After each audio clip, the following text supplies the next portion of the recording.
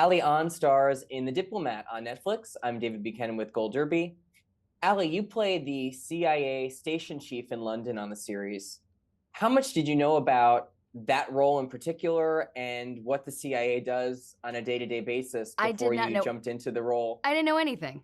I even sent an email to a friend of mine who works in the State Department, and I just was like, "Hey, so I got this job, and I'm playing the chief of station. Could you tell me like what I would have had to have done to have gotten this job?" And he was immediately like, "You're too young for this job." I was like, "Okay, cool." But I did a lot of research. I read some memoirs of women who were CIA operatives, and I also talked to some consultants, women who were chief of stations in the CIA, and it was pretty eye-opening. I didn't realize how young they start. I mean, they're kind of farmed straight out of college, and a lot of the field officers are 20-year-olds, which is crazy.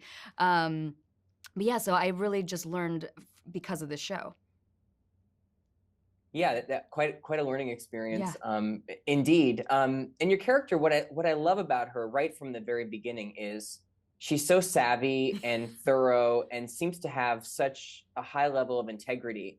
Yeah. Especially surrounded by some of the more maybe unscrupulous folks working in diplomacy. What about Eidra really jumped off the page for you when you first saw those scripts or heard about who she is as a person?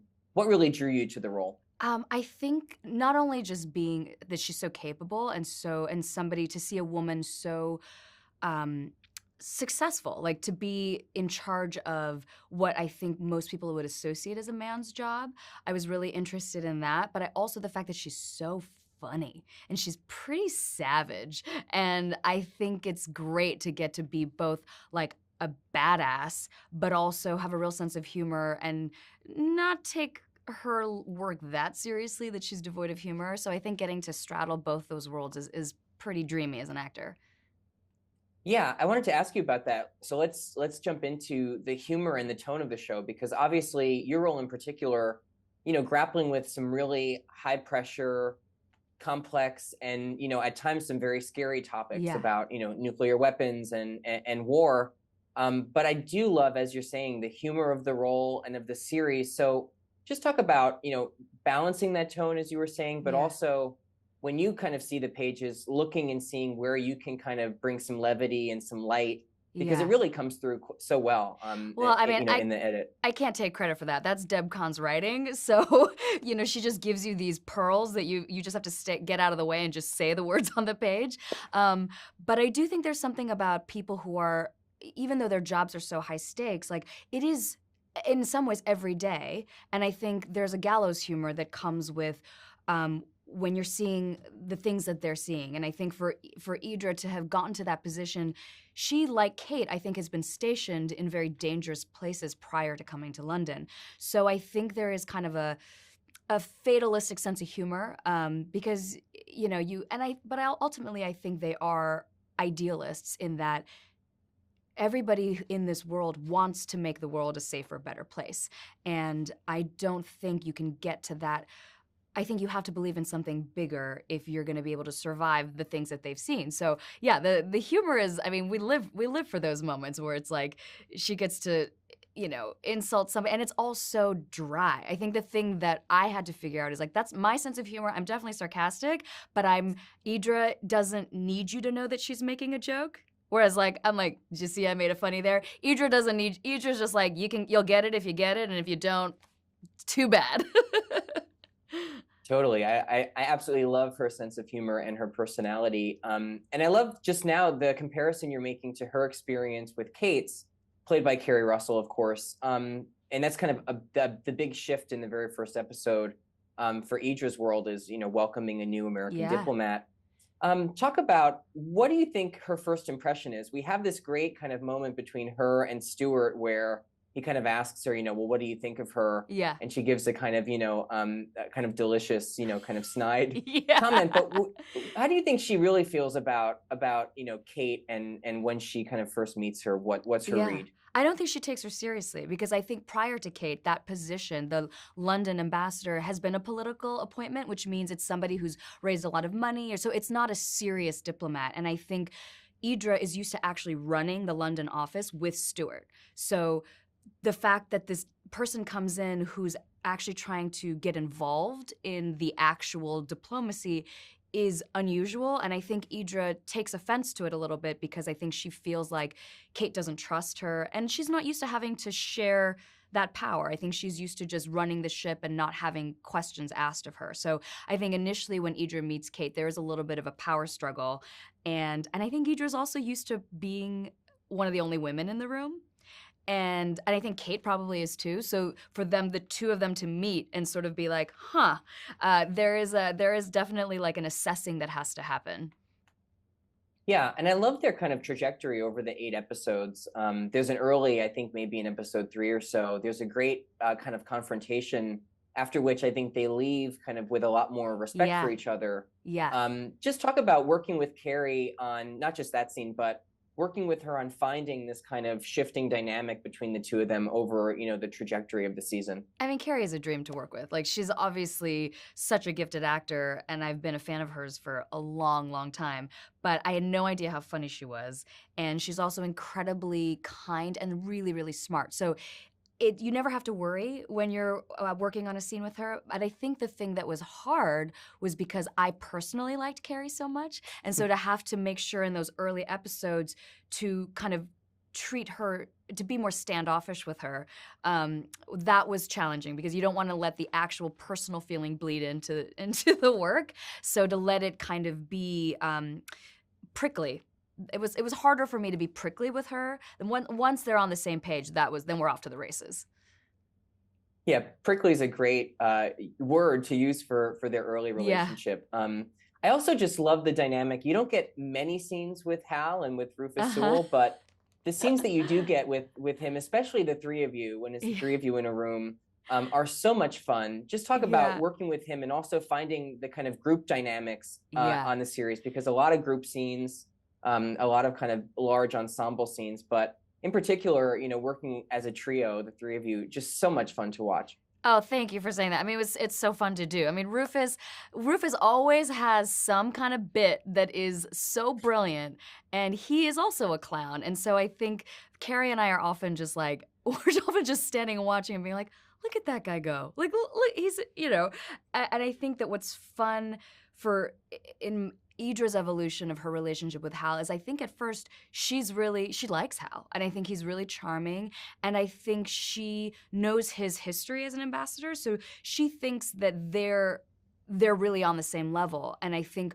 when she finds out that he's actually maybe someone she should have been more careful with, I think that's embarrassing for her. And I think there's something too about, as a strong, ambitious woman, to realize that maybe she didn't give another woman the same kind of benefit of the doubt, I think that's a moment where she really regrets, like, oh, okay. And she cops to it. She apologizes for that mistake. And I think it's a big mistake for Eidra, a really big mistake.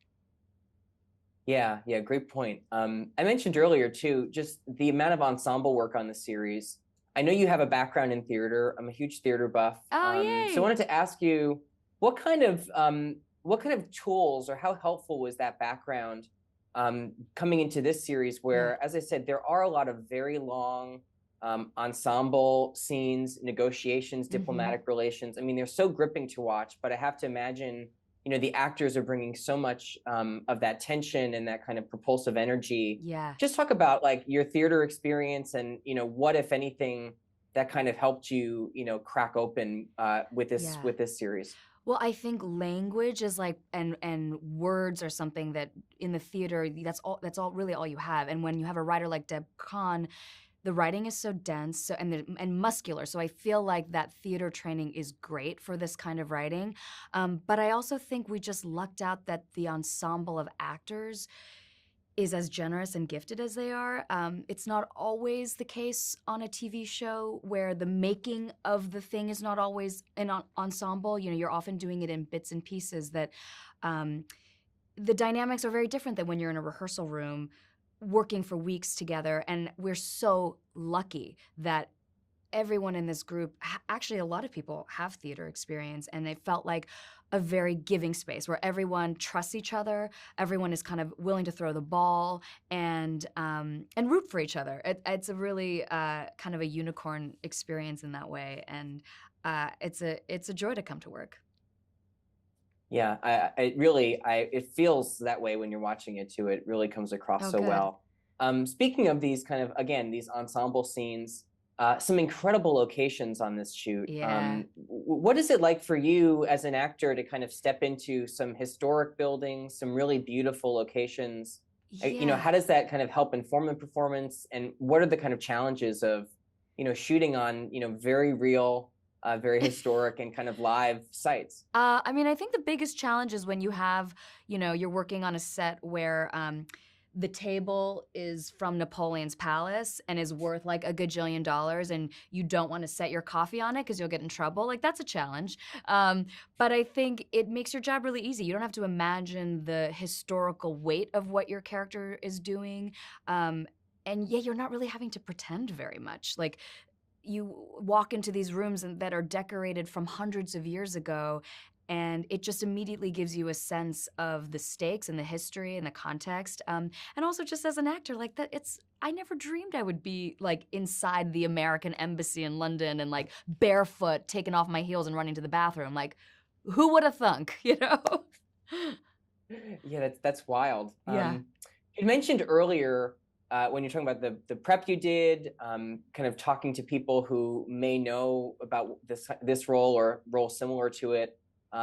What kind of backstory did you give for your character? Because something I absolutely love about her, and there's a bit of kind of mystery to the character too, is we just see her vast network of connections, kind of chance encounters on the street to relay diplomatic information. Her network is obviously very deep. Yeah. So what kind of backstory did you give her on, how did she cultivate these relationships? Who are these people? What was her kind of home life like? Yeah. How did you kind of flesh out that backstory? Well, I sort of, when I talk to people about what she would have had to have done to get this posting, I imagine that she would have had to have been in pretty intense conflict areas beforehand. And I think you start out in the field, so actually running missions. As once you're the chief of station, you're less running individual missions as opposed to overseeing it. So I think that the thing that I really thought about a lot, and something I talked about with the consultants about and reading these memoirs, is it is actually just personal relationships you're building. It's not that different than diplomacy. As a spy, you're getting people to trust you and understanding how do you read people. And I think that the thing that I thought about a lot was the reality of being a small Asian woman and what people assume about you, and how to use that to your advantage and how to counteract that. And I think that a lot of when I talked to the women who were in the CIA, they all kind of talked about like everybody has to use the aspects of their personality that work. So everyone's going to do it differently. And I think that Eidra, I figured that she had to be really, really good at staying very calm in the eye of a lot of chaos. And that, and I think also she's used to people underestimating her. And I think that she uses that to her advantage. And I think she assumes that people are not going to give her, are not going to think of her as much of a threat. So I think she's like a silent assassin. Yeah, that's absolutely true. Let's talk about what you just mentioned, which, the kind of chaos that we see in the show. Yeah. We talked about some of the humor. The series is really at times light and funny, but also is grappling with some very kind of heavy events. And I love that it's so contemporaneous. I mean, the Ukraine war is mentioned. There's nuclear powers in the series that are in real life. So I just wanted to know, as an actor and performer, do you bring any of your kind of anxieties about the state of the world to the set? Yeah. And how does it feel to kind of live them out, on screen? 100%. I mean, I think that's what's crazy is that Deb wrote this before the war in Ukraine broke out. So she's obviously so brilliant. But it is nerve-wracking because you are seeing a little bit behind how the sausage is made and understanding how fragile actually all of these things are. And I couldn't watch a lot of too much of the news, honestly, when I was shooting this, because it was almost too close to home. The thing that is nice about this show, and that is a bit of an escape, is that I can also trust that the people on the show have good hearts and do really want to make the world a safe place. So you have to kind of project and assume that, of course, the people who are actually doing these jobs in the real world have that same level of investment. But it is nice to kind of live out the fantasy of feeling like, oh, if only the big decisions were being made by really smart people who, aren't involved in, criminal investigations. One of the leads I buried on your character, of course, is her relationship with Stuart, played by the wonderful Atto Asando. Talk about their relationship. What do you think Eidra sees in Stuart? We kind of meet them; they're already established as a pair. What do you think she saw in him? How did they kind of first start their relationship? And what do you love about playing opposite Atto? Well, I think that Eidra is not somebody who's ever really found an equal. And I think that probably a lot of men are intimidated by her job. So I think in Stuart, she's met someone who she's like, oh, this is the first person where I actually think he might be able to handle what I do and that I respect. So I think, but it's a new territory because I don't think she's someone that's ever thought about prioritizing a relationship in any way. And I think Stuart's the same way. So they're both kind of dancing around how much do we give space to this relationship when both people know there's all kinds of secrets that they have to keep for their work. I think the deliciousness about that relationship is that navigation of like, how do you have intimacy when there's so many secrets you're keeping? And also, I think Eidra doesn't have like a mushy love language, so her love language is like intel, But it's like, what is the intel that is not gonna threaten her job? And Atto, I mean, I'm the luckiest girl. Like he's to get to play off of somebody who is so open and generous and such a good actor. I mean, he was always bringing something that I didn't expect, and so really all I had to do was like look at his face, listen, respond. I mean, like acting 101, but you can't always do that unless your partner is really good at their job, and Atto is amazing. Before I let you go, Allie, one more question on the relationship. It kind of ends, this is a bit of a spoiler, but not really, kind of ends in an uncertain place for the two of them. Where do you kind of hope, in a potential season 2 to see these characters go? And where do you hope to see Eidra go, whether or not, she's with Stuart in a season 2? I am curious to see what Eidra is like when she feels like she's completely lost control. I think she's somebody that is used to being, used to winning and used to like executing. And so I think to see her be vulnerable, I'm very curious what that looks like. And as far as where listen, Stuart messed up. That's all I gotta say. He messed up and he's gonna have to pay the price.